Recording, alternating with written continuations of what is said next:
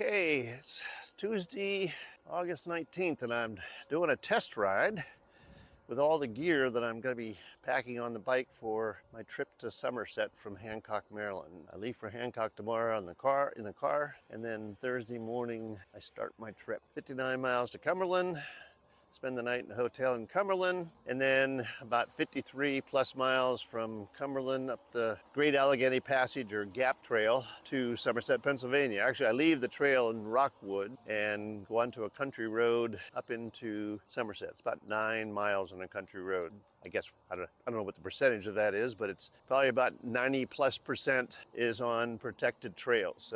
So far perfect weather. It's overcast, in the 70s, I believe. Yep, 76. There's a nice little breeze. So I'm just riding around Westminster to see if this is doable. And kind of late to find out that it's not, but definitely feels doable. So let's put it in 5th gear derailleur. Got Eco 1 on, so this is what I would, and I'm going 12 miles an hour, and that's what I want to maintain for the trip. So far it doesn't feel bad. I wish it didn't have to use a basket and could have front panniers. Maybe I can look into that. But I've got plenty of protein bars. I don't have my 3 water bottles on, so that'll add some weight. About 2 little pouches. One connects to what I've adapted as a front bag, and the other one I've got hanging off the basket. That's the one that's full of protein bars for the trip up and back. I stay in Somerset for 3 weekends with an old friend and his wife, who was a classmate of mine. The old friend and I have known each other since we lived in Lavansville, a little village 4 miles west of Somerset. Went to one-room school for a couple of years. Then they opened up a regional elementary school and we went in there. We've known each other for a long time. We moved there in 51. I was 7 years old. So this is the first time I'll see Delmas and Carol in quite a number of years, really. I'm staying with them, and then on Monday morning I turn around and head back to Hancock on the trails. As it gets closer, you get a little more apprehensive, especially since it's my first trip in 26 years like this.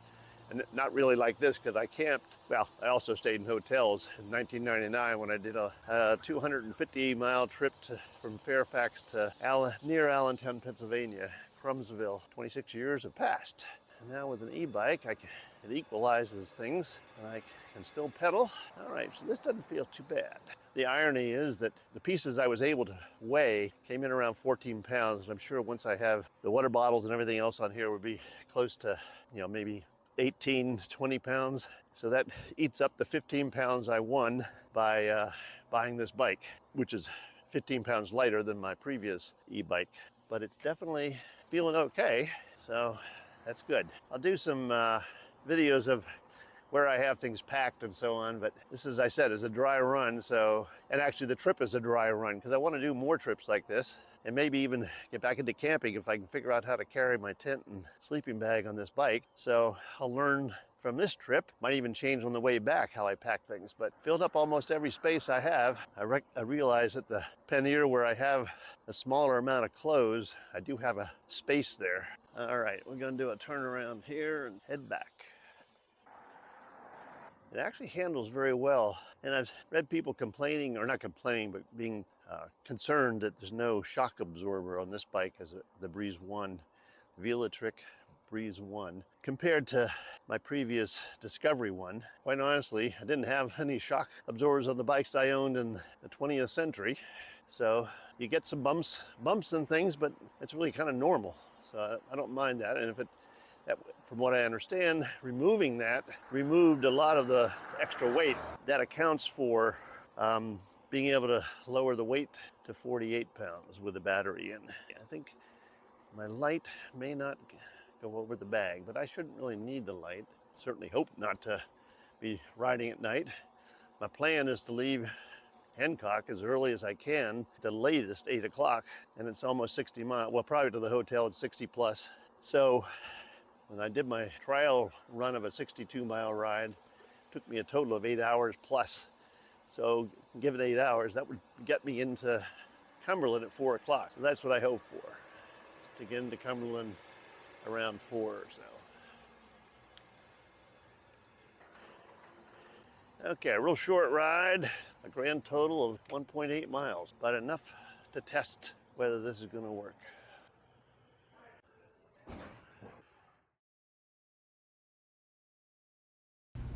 Okay, let's take a look at where I have things. This left pannier has the rain cover for the pannier, some miscellaneous clothing. This is underwear, sleepwear, an extra shirt to wear when riding, and the right pannier has a full bag, and it takes up the whole pannier of my clothes for the weekend. This left one actually has some space here, so when you're doing something like this, you really do look for wherever you have space. And up in the front, I've got my front bag with a handkerchief I can pull out, and the thing to cover my neck. I think I have a easy to reach protein bar in there, and down here I've got cards, trash bags that I may need to use to cover the front basket if it rains, so hopefully that won't happen.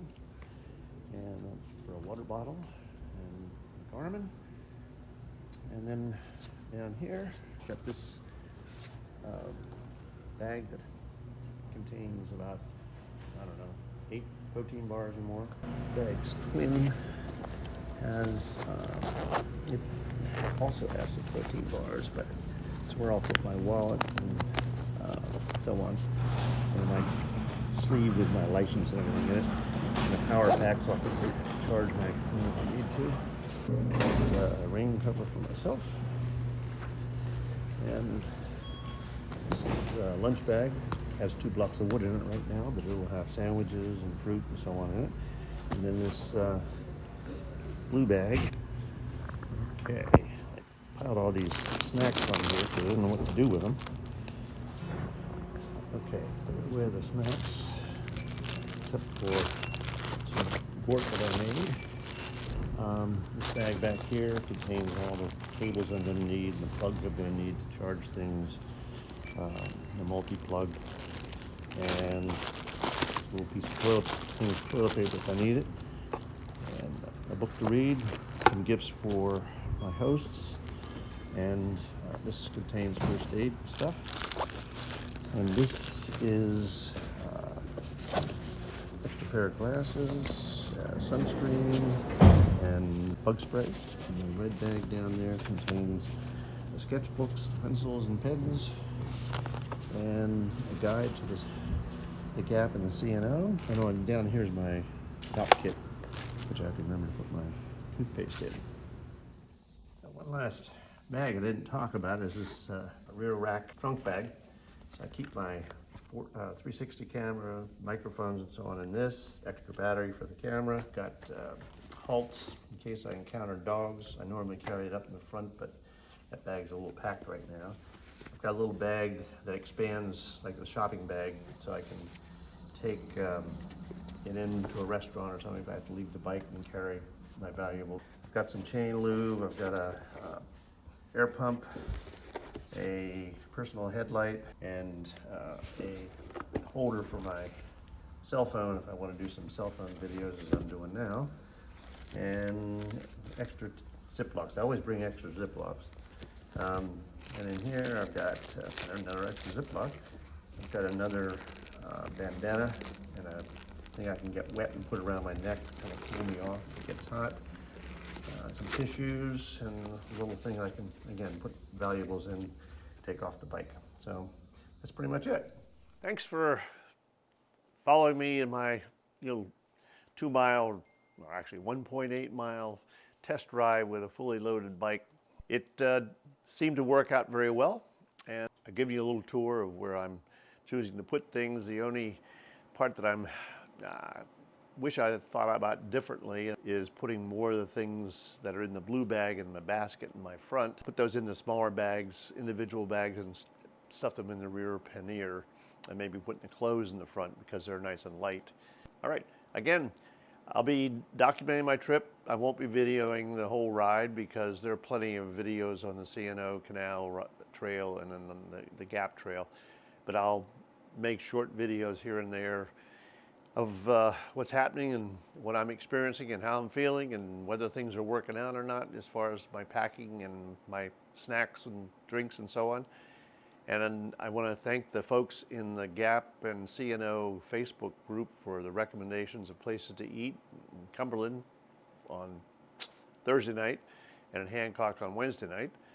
So I do appreciate that, and it just shows a good part of Facebook where you can get help from like-minded people. Again, thanks very much for watching the videos, and check back in when I post some more, either after the trip or if I'm able to before I return to Hancock on next Monday and Tuesday. Okay, I'll see you in the next one.